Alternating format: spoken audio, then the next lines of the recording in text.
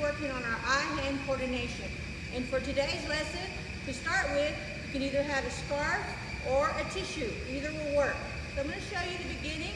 You're going to toss it up in the air, catch it with both hands. So you're going to do that 5 to 10 times. After you get really good at that, you can try throwing it up and catching it with just one hand. And after you've done that 5 to 10 times, now here's a little bit more challenging. See how far it can go to the ground, and then try to catch it. Let it come down, and then catch it. And if you really want to get some movement in, you can throw it up, jump up and catch it up in the air. And you work on all these 5 to 10 times. Hey boys and girls, Coach Resurez for Alls Elementary.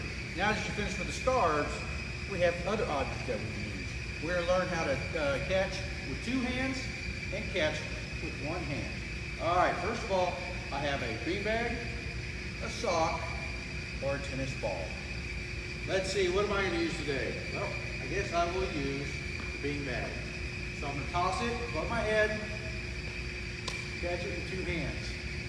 Do this 5 to 10 times, and if you get better at it, go to try to catch it at the lowest point.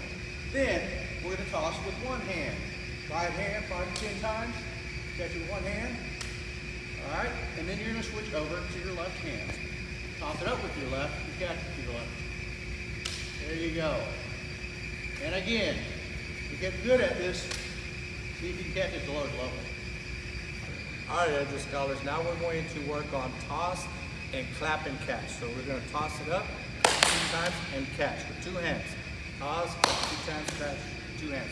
Again, doing it 5 to 10 times, okay? I also want you to work on toss and spin and catch, okay? So you're going to toss it up high, spin, and then try to catch it, find it and catch it. Next, I want you to work on is toss behind your back and then catch it. 2 hands, toss behind your back, if you're good, catch it with 1 hand. Also go underneath your leg, toss and catch, okay? Again, toss and catch, and again, 5 to 10 times each. Oh.